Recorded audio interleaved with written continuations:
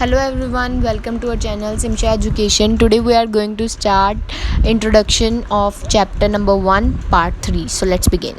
So today we are going to start from additive inverse. तो additive inverse क्या होता है? तो जैसे कि एडिटिव इन्वर्स में ना हमें कोई क्वेश्चन गिवन होगा.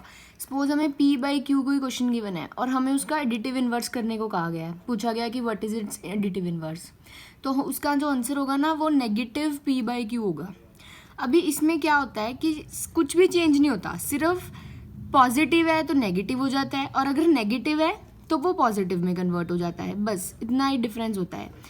यहाँ पे अभी देखो कि मेरे पास क्वेश्चन में क्या था, -a/b. अभी मेरे पास क्वेश्चन ही जो है वो माइनस में था.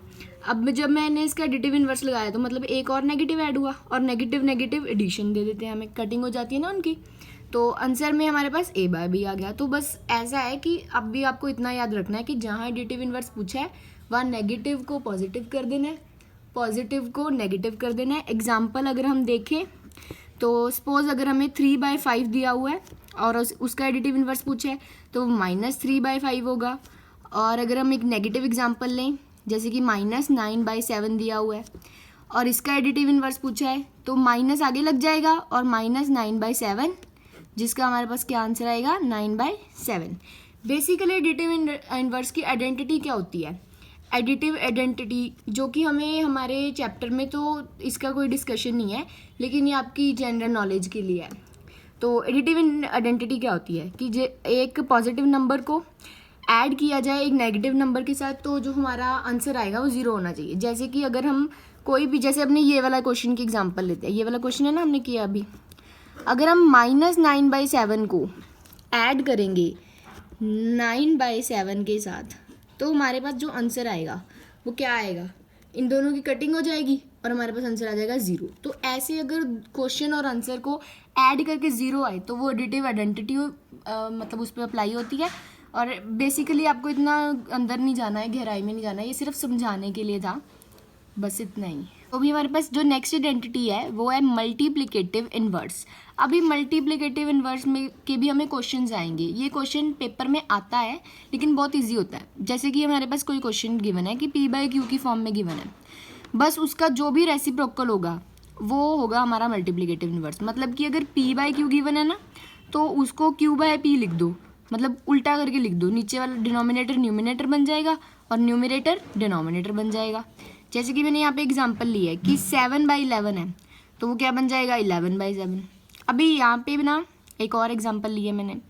अभी इधर तो मैंने 6/1 लिख लिया है, लेकिन अगर मैं आपको ऐसे समझाऊं कि मान लो हमें 7 दिया और उसका मल्टीप्लिकेटिव इन्वर्स पूछा है तो 7 के नीचे हम खुद ऐड करेंगे, क्योंकि जिसके नीचे कुछ नहीं होता 1 होता है.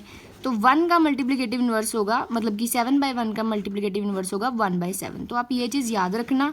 यही सेम चीज़ मैंने 6 पे ऊपर लिखी हुई है, यही मैंने 7 के ऊपर अभी आपको एक बार लिख के दिखा दी कि कैसे हमें मल्टीप्लिकेटिव इन्वर्स करना है. आपको ये क्वेश्चन आएगा और आपको ऐसे ही करना है सॉल्व. तो इधर हम मल्टीप्लिकेटिव आइडेंटिटी भी एक बार पढ़ लेते हैं. मल्टीप्लिकेटिव आइडेंटिटी क्या होती है कि जैसे मैंने आपको बताया कि किसी का भी रेसिप्रोकल, जैसे कि अभी हम कर रहे थे कि अगर हमारे पास 7 गिवन है, 7 का रेसिप्रोकल जो होगा और उसकी अगर हम मल्टीप्लाई करें, 7 का रेसिप्रोकल क्या होगा, इसके नीचे 1 हम अज्यूम कर लेंगे तो मतलब कि रेसिप्रोकल क्या होगा 1/7.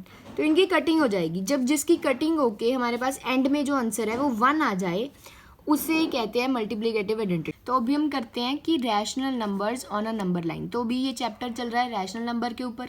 तो रैशनल नंबर को एक नंबर लाइन पे हम कैसे फाइंड कर सकते हैं?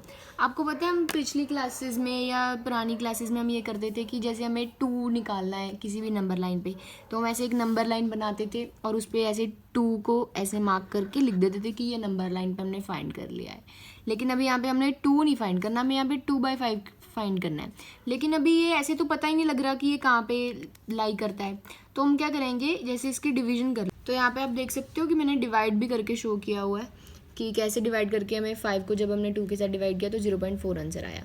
तो अभी 0.4 तो हमें पता ही है कि कहाँ लाई करता है. तो हम यहाँ पे आपको पता है कि यहाँ पे 10 बीच में ऐसे तो बहुत सारे नंबर्स होते हैं, लेकिन अगर हम एक अंदाजे से या एक गेस के साथ या स्केल के साथ अगर हम देखें तो इसमें जैसे 10 लाइंस होती हैं तो वो 10 लाइंस में 0.4 पे हम 4 लाइंस छोड़ के एक पॉइंट लगाएंगे और उसे हम क्या लिख देंगे 2/5. ठीक है. उम्मीद करती हूँ कि आपको समझ लग गया होगा। अभी एक नेक्स्ट एग्जांपल करते हैं -1/5 की। तो अभी आप देखो कि यहाँ पे -1/5 है, तो मैंने यहाँ पे हम यहाँ पे डिवाइड करेंगे तो सीधा तो जाता नहीं है, 0 पे करते हैं, 1 आ गया, पॉइंट लग गया 0 और 10 आ गया, इधर भी पॉइंट लग जाएगा। तो 5 के टेबल पे 2 पे आता है, तो ये आ गया 10 और क्रॉस कटिंग, तो 0.2 आया है। लेकिन यहाँ पे क्या था, नेगेटिव, तो इट मीन्स -1/5 को हम और क्या लिख सकते हैं, -0.2। तो -0.2 कहाँ पे होगा, तो ये नेगेटिव वाली साइड पे होगा।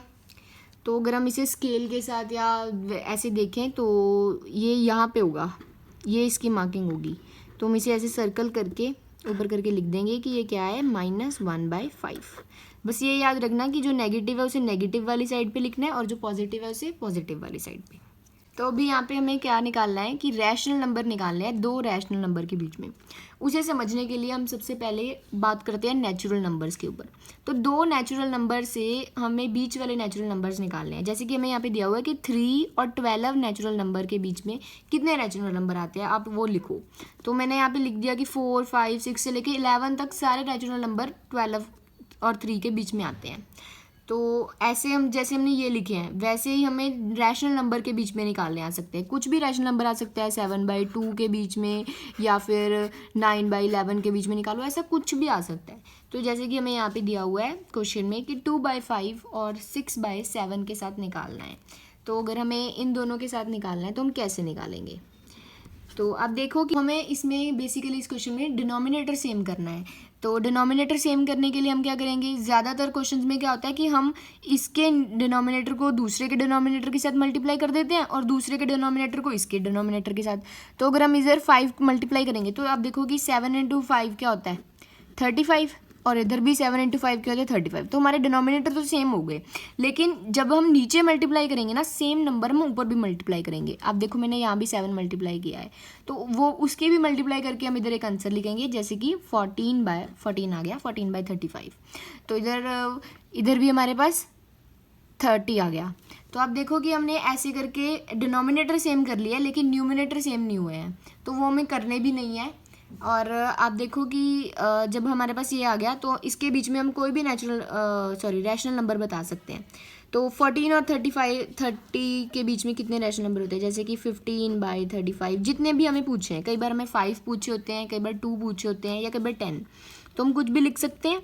ये सारे रैशनल नंबर इसके बीच में आते हैं, जैसे कि 26/35 कुछ भी लिख सकते हैं। 29 तक आएंगे क्योंकि 30 जो है रैशनल नंबर वो बीच में नहीं आएगा, वो हम नहीं लिख सकते हैं बीच में। और 14 भी नहीं लिख सकते हैं। स्टार्ट 15 से होगा एंड 29 पे होगा, बीच में कुछ भी लिख सकते हैं। जितने रैशनल नंबर हमसे पूछे हैं उतने हम दे सकते हैं। तो दैट्स आवर आंसर। तो आज के लिए इतना ही, जल्दी मिलेंगे आपको हमारी नई वीडियोस के साथ। तब तक आप हमारे साथ बने रहिए, हमारी वीडियोस को लाइक कीजिए, शेयर कीजिए और कमेंट कीजिए, और प्लीज़ सब्सक्राइब भी कीजिए।